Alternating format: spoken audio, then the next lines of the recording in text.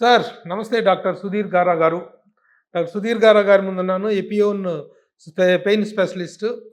ఇక ఎపియోన్ అనేటువంటిది ఈ రోజున ఎంత బ్రాండ్ అయిందో అనేటువంటిది మనందరికీ తెలిసినటువంటి విషయమే. పెయిన్ రిలీఫింగ్ విషయంలో ఆల్ ఓవర్ ద స్టేట్స్, ముఖ్యంగా సౌత్ ఇండియా మొత్తంలో కూడా చాలా పాపులర్ పెయిన్ రిలీఫ్ సెంటర్గా ఉంది. అయితే రకరకాల పెయిన్స్ ఉంటాయి, కానీ ఎవరిని వదిలిపెట్టంది చాలా 60-70% ఈరోజు సఫర్ అవుతున్నది మైగ్రేన్ హెడ్ఏక్. మైగ్రేన్ హెడ్ఏక్ అనేటువంటి దానికి స్టార్స్తో కానీ, సెలబ్రిటీస్ అని కానీ, పొలిటీషియన్స్ అని కానీ, బిజినెస్లను కానీ, కూలివాడని కానీ ఎవరిని వదిలిపెడతల్లా. ఆ మైగ్రేన్ అనేటువంటి దానికి రిలీఫ్ ఎన్ని విధాలుగా ప్రయత్నించినా ప్రత్యామ్నాయం కూడా దొరకట్లేదు. చాలా సఫర్ అవుతుంటారు. దానికి సంబంధించి డాక్టర్ సుధీర్ గారు ఏం చెప్తారో సార్? తలనొప్పి తలనొప్పి అనాలా, పారిశ్రామిక నొప్పి అనాలా, మైగ్రేన్ అనేటువంటి దానికి ఉన్నటువంటి కరెక్ట్ తెలుగు వర్డ్ ఏంటి? ఏది అర్థం కావట్లేదు. Define it first. అసలు హెడేక్స్ ని డిఫైన్ చేయాలి. మైగ్రేన్ కాదు, హెడేక్. ఎంత హెడేక్స్ 3 రకాలు ఉన్నాయి. ఓకే. ఒకటి migraine, 2 cluster headache, 2 tension headache. 3ది migraine, cluster headache, tension headache. ఇవన్నిట్లో కూడాను ఇప్పుడు మామూలుగా మనకు కడుపు నొప్పి వస్తే స్కానింగ్ చేస్తే ఏదో ఒకటి బయటపడుతుంది కదా. ఈ 3 హెడేక్స్కి మనకి హెడ్కి ఏముంటుంది? స్కానింగ్, ఎంఆర్ఐ స్కాన్ చేయండి, ఏముండదు. ఏం చేస్తాం? ఏదైనా కనపడితే కదా ఏమైనా చేయడానికి. సార్, నా వైఫ్కి, నా కూతుర్లు ఇద్దరికి కూడాను విపరీతమైన ఇది. ముగ్గురికి హెడ్ చేయించాను, స్కానింగ్ ఒకసారి కాదు, 2 సార్లు కాదండి. ఏమి లేదమ్మా, బాగానే ఉంది. ఏం లేదు, బాగానే ఉంది. ఏమి లేకపోతే ఎందుకు వస్తుంది? సఫరింగ్ ఎలా? సో ఇప్పటి వరకు నా ఫ్యామిలీని కాదండి, so many families, so many film star suffer అవుతున్నారు. బట్ ఈ మీరు చెప్పిన ఈ క్లారిఫికేషన్ తెలియదు. 3 రకాల హెడేక్స్ ఉంటాయి. ఇవన్నీ కూడాను ఎంఆర్ఐ బేస్ చేసుకొని కాదు, సిమ్టమ్ బేస్ చేసుకొని. టెన్షన్ హెడేక్ అని వస్తుంది. టెన్షన్ వల్ల వచ్చే హెడేక్ కాదు. టెన్షన్ హెడేక్ ఎలా ఉంటుందంటే ఇట్లా బ్యాండ్ లాగా పట్టేస్తుంది. ఈ హెడ్ బ్యాండ్ ఉంటుంది చూడండి, టెన్నిస్ ప్లేయర్స్ వేసుకుంటారు, అట్లా పట్టది.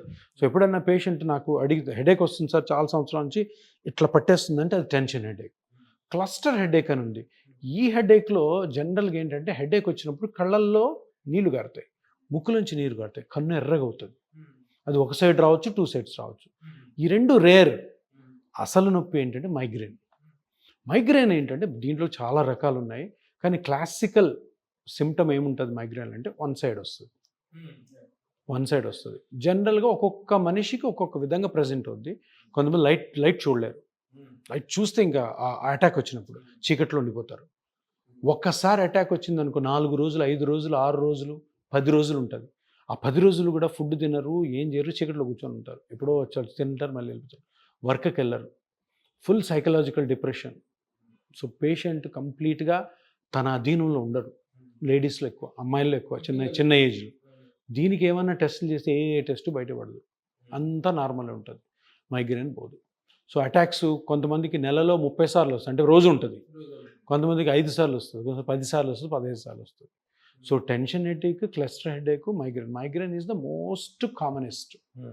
వామిటింగ్ సెన్సేషన్ వస్తుంది. కొంతమంది వామిటింగ్ వచ్చేస్తుంది, వామిటింగ్ అయిన తర్వాత రిలీఫ్ వస్తుంది, కళ్ళ ముందంతా వెలిక్ అని కనపడుతూ ఉంటుంది. ఒక్కొక్కరికి ఒక టైప్. కొంతమందికి ఏదో స్మెల్ చూస్తూ, చికెన్ స్మెల్ చూస్తూ వచ్చేస్తుంది. కొంతమందికి వేరే ఆయిల్ స్మెల్ చూస్తూ వస్తుంది. ఎవరికి ఎప్పుడు ఏమొస్తుంది ఎవరికి తెలియదు. ఆ బుక్స్ కూడా అంతు పట్టట్లేదు. పులుపు తింటే కూడా పులుపు తింటే కొంతమందికి ఉప్పు పులుపు కారాలు ఎక్కువైనా సూసైడ్ అటెంప్ట్లు కుప్పలు జరిగినాయి మైగ్రేన్ హెడేక్. ఇంకా తగ్గది హెడేక్ అని చెప్పేసి. యంగ్ లేడీస్, జెంట్స్లో తక్కువ ఉంటుంది, జెంట్స్లో కూడా ఉంటుంది.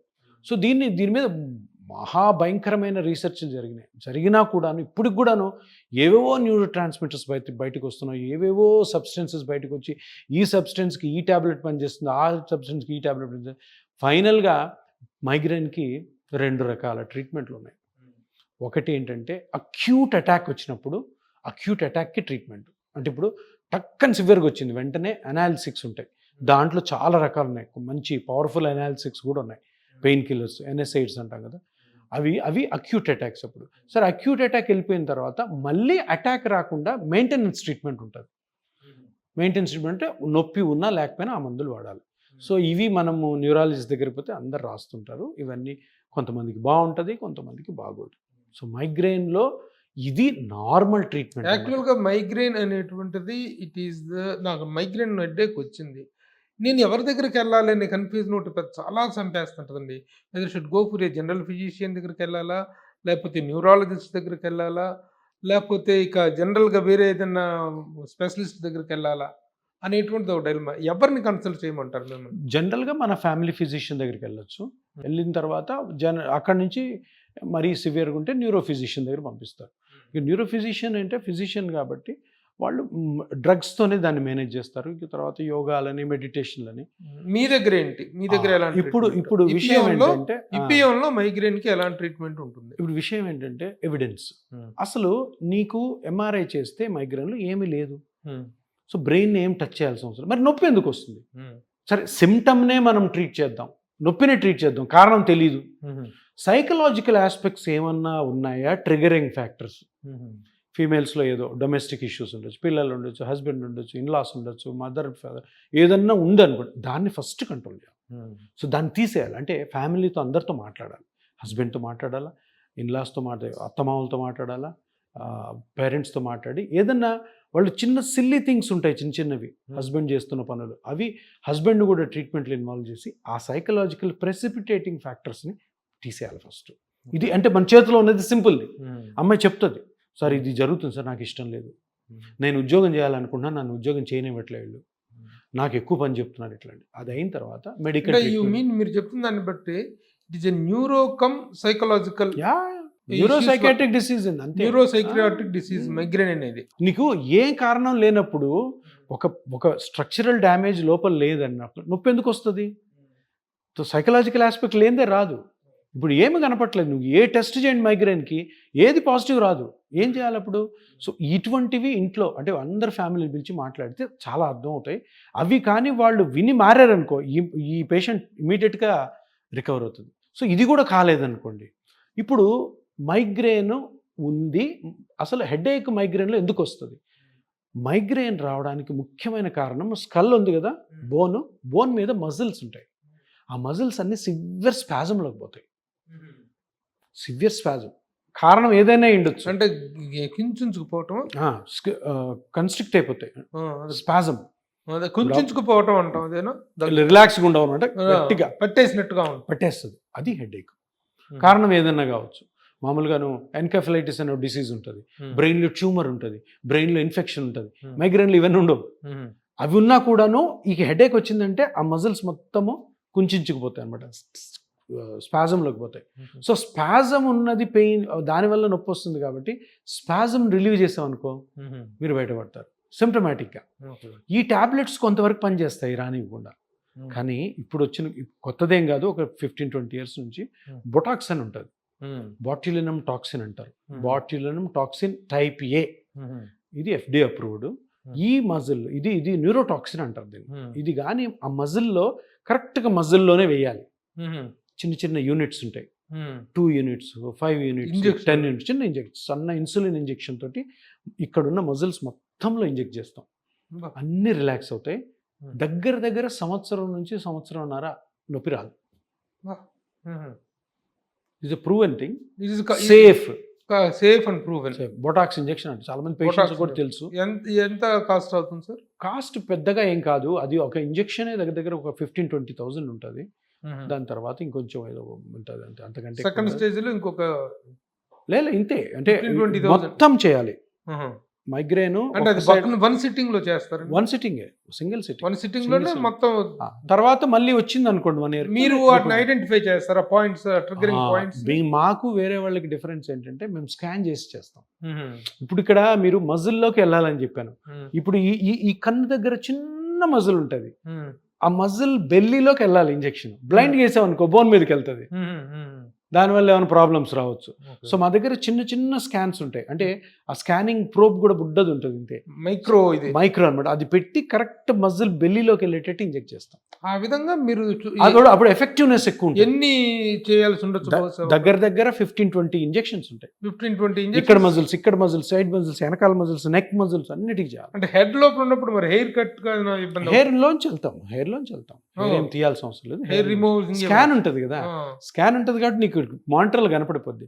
ఇప్పుడు ఈ ఫ్రాంటాలిస్ అనే మజిల్ ఉంటుంది, ఆ ఫ్రాంటాలిస్ మజిల్ మీద పెట్టగానే మజిల్ బెల్లి కనపడుతుంది, సింపుల్ టు ఇంజెక్ట్. ఆ నీడిల్ కనపడుతుంటే అది కనబడి టక్కని ఇంజెక్ట్ చేసి ఇదంతా ఎంతసేపు ప్రాసెస్ అండి? ఒక 20 minutes అంతే. టక్ టక్ టక్ టక్ ఒక 1 year దాకా మైగ్రేన్ హెడేక్ 1 year దాకా 1 year 1.5 year కొంతమంది పర్మనెంట్ కూడా పోతుంది చెప్పలేము. రియల్లీ ఇది మాత్రం గ్రేట్ సార్. ఎందుకంటే ఎందుకంటే మీ ఇంట్లో కూడా ఉన్నారు మా కాబట్టి ఇంట్లో ఉండటం కాదు, ప్రతి ఒళ్ళు ఇంట్లో చాలా మంది ఫిల్మ్ స్టార్స్ తో నాకు వాళ్ళకి సైకలాజికల్ ఇష్యూస్ చాలా ఉంటాయి. Move with film stars.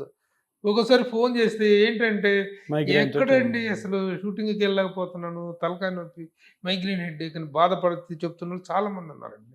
చాలా మంది this is going to become very this is a very very miraculous treatment. కాకపోతే ఏంటంటే ఒకటి పర్మనెంట్ కాదు ఇది. 1 year తగ్గితే అంతకంటే చాలు కదా. అసలు రోజుకు నెలలో 10 సార్లు 15 సార్లు వచ్చేవాళ్ళు. అసలు వచ్చినప్పుడు ఇళ్లలో వాళ్ళ డిప్రెషన్ ఫీలింగ్స్ ఉంటాయండి, దారుణం. ఏం చేయకుండా ఇంట్లో కూర్చొని చాలా ఇన్యాక్టివ్ అయిపోతారు. సూసైడల్ టెండెన్సీ ఉన్నాయి చాలా మంది, చేసుకున్న వాళ్ళు ఉన్నారు చాలా మంది మైగ్రేన్ హెడేక్ తోటి. కానీ ఏంటంటే ఇక్కడ అది కరెక్ట్గా ఇంజెక్ట్ చేయడం అన్నది చాలా ఇంపార్టెంట్. ఎక్కడంటే అక్కడ వేస్తే ప్రాబ్లమ్స్ కూడా రావచ్చు. ఇప్పుడు ఈ ఏరియాలో ఇంజెక్ట్ చేస్తారు, అది కరెక్ట్ ఒక మజిల్ ఉంది, ఆ మజిల్ ఇంజెక్ట్ చేయకూడదు, చేస్తే ఇది ఇట్లా పడిపోద్ది, పర్మనెంట్ అది ఇంకా రాదు. చాలా కేర్ఫుల్ ఉంది, అందుకే ఎవరంటే వాళ్ళు చేయకూడదు. సార్ ఇప్పుడు మీరు నాన్ సర్జికల్ దీంట్లో వచ్చేసేసి ఆర్థో డాక్టర్స్ నాన్ సర్జికల్ని చేస్తున్నాడు, ఇతను ప్రమోట్ చేస్తున్నాడు అని ఒకటి చెప్తున్నారు. మైగ్రేన్ విషయానికి వస్తే న్యూరోస్ అండ్ సైక్రాటిస్ట్ కూడాను ఈ సేయింగ్ సంథింగ్ అగెన్స్ట్ అస్ అనేటువంటి ఒక ఫీలింగ్ ఉంటుంది. వీటిని మీరు ఎలా, ఈ కాంట్రడిక్షన్ ని మీరు ఎలా సమర్థిస్తారు? అసలు నేను న్యూరో ఫ్రెండ్లీ అండ్ నేను ఆర్థో కానీ న్యూరో కానీ అందరు నా ఫ్రెండ్సే. మనం ఇప్పుడు అంటే ఇది ఒక స్పెషాలిటీ. ఇప్పుడు నేను చేసే ట్రీట్మెంట్లో నేను ఏం చేస్తానంటే నేను ఇమేజెస్ యూజ్ చేస్తాను, స్కాన్స్ చేసి యూజ్ చేయడం. అట్లా న్యూరో ఫిజిషియన్స్ వాళ్ళు ఎంతో బిజీగా ఉంటారు, వాళ్ళు ఈ మైగ్రేన్ కేసుని పెద్ద సీరియస్గా తీసుకోరు.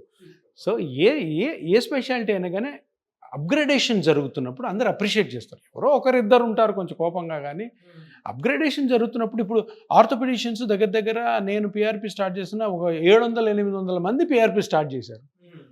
ప్రతి కార్పొరేట్ హాస్పిటల్, ఇప్పుడు అపోలో వాళ్ళు మొన్న పెద్ద లాంచ్ చేశారు పిఆర్పి ట్రీట్మెంట్. ఎందుకు చేశారు? ఇంతకుముందు లేదు వాళ్ళకి. మీరు తీసుకొచ్చిన అవేర్నెస్ తీసుకొచ్చారు, something like real inventor of this. దీన్ని ఎక్కువగా ప్రాపగేట్ చేసింది మీరు. ఒకరిద్దరు కోపంగా ఉండొచ్చు, సరే వాళ్ళు మన ఫ్రెండ్సే, వాళ్ళతో నేనేం కోపంగా ఉండను, వాళ్ళు ఉంటారు.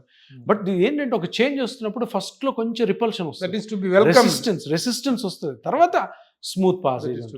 ఒక కొత్త ప్రక్రియ ద్వారా ఇటు మైగ్రేన్ కానీ ఇటు మోకాల నొప్పులకు కానీ వీటికి కూడాను you're giving a wonderful treatment.